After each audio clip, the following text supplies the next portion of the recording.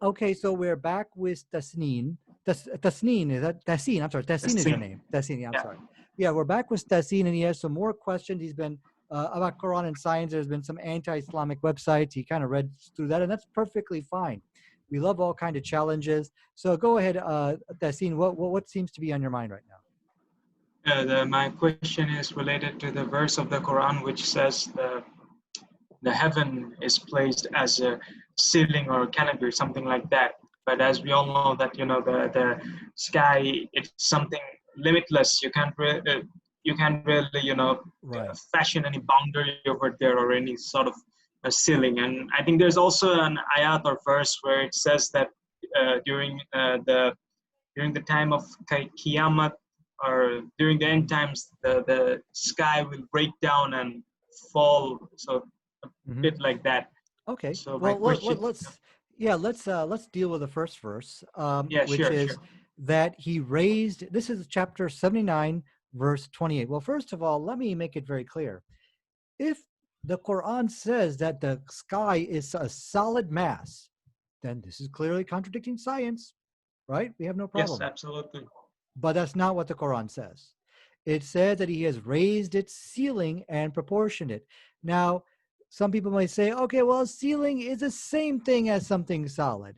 Well, if that's true, if you want to make that type of interpretation, then what do you have to say about all the scientists who also say that the earth has a ceiling? Okay? So it's okay for scientists to say the earth has a ceiling. Not just one, but many. Actually, there's dozens of reference. Here's we can see over here. Stetson speaks out about the atmospheric ceiling. Because from a scientific point of view, the Earth does have a ceiling. Okay, so it's so there's no problem with saying that, and they also call it a canopy. Now this is very interesting. This is a scientific research article right over here. Observations of the atmospheric canopy layer of layer turbulence generated by low intensity prescribed fire. So we now know these are scientific references. I have my right here. You could take a look. We know there's no problem with calling that the earth has a ceiling because it actually does. They even, and what's really interesting about this article, this is a research paper, they use the same words as in the Quran, but believe me, I don't think they've read the Quran. So there's no scientific error over here. And just because you say that the earth has a ceiling or a canopy, that does not mean that you are claiming that the earth it has a solid dome or whatever people may infer. These are the wacky, quacky interpretations of the internet trolls on the internet. So certainly, I don't, Tassin, you would not go to all of these scientists and say, no, no, no, you are a phony scientist because you're claiming that the Earth is or has a solid dome. Would you say something like that to them? I guess not. Right. Because the Earth does have a ceiling. It has many layers. There's a mesosphere, there's a stratosphere. So in fact, we could probably take a look at some of those layers of the Earth, which they call it a ceiling. So if we go over here, So can uh, we really compare those layers like stratosphere, troposphere, and all those layers to some sort of protecting dome or covering like that? I believe so. I believe so. Again, this is something, if you just look over here, there is a clear, again, when I say that the Earth has a ceiling, this is not my opinion, but this is what even the scientists themselves say. But now, this is also very important. If you're going to claim that the Quran is in contradiction with science, then we should bring forth an explicit statement. Something explicitly like, as we agreed, if the Quran said that the earth has a solid ceiling, this is clearly contradicting science, but that's not what the Quran says. So I think we can agree on that, right? Yes. It should be explicit, and I'll tell you why. I'll tell you why it should be explicit in just a second here. Um, okay, so again, this is there's no, I'm going to tell you why we should be very explicit about these things. Okay, there's a guy, a friend of mine. His name is Mr. Well, I call him Mr. Explicit. If I can find him, just give me 1 second here. Well, let me first pause here And let me ask you, do you have any questions about what we went over? Or? No, where we left over, right? Yeah, No, no about the questions on that. Earth doesn't state that the sky is a solid mass. Oh, no, no. Yeah. I mean, it would be kind of silly to claim this is a scientific error when scientists use the same terminology. Wouldn't you agree?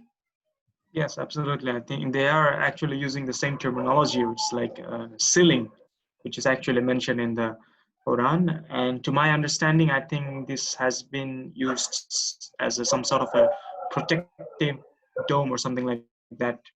Yeah. Now, this is my friend, Mr. Explicit here. Okay. Because I was explaining to him that there are scientific miracles in the Quran. Now, look what he said to me. How can one find scientific errors when there are no scientific claims in the Quran? He's challenging me, and that's fine. Well, what if, now this is in the comment section of a YouTube video. He says, well, what if I were to show you that there are scientific claims in the Quran? Go ahead, but specific quotes, not interpretations. Okay, fair enough. Look how when we show our scientific miracles, the demand is that it should be explicitly written in Quran, no interpretation. And I'm Right. okay with that.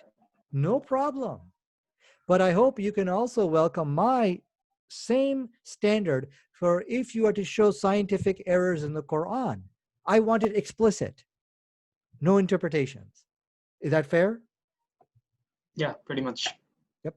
So when that's why I said if the Quran explicitly said that the ceiling is solid or anything like that, then this is clearly a scientific error. But if it is a matter of interpretation where, okay, but canopy could mean this and ceiling could mean this, no, come on, give me a break. You're just giving me your interpretation. And that is the challenge which we put forth before all the critics, which they are running away from.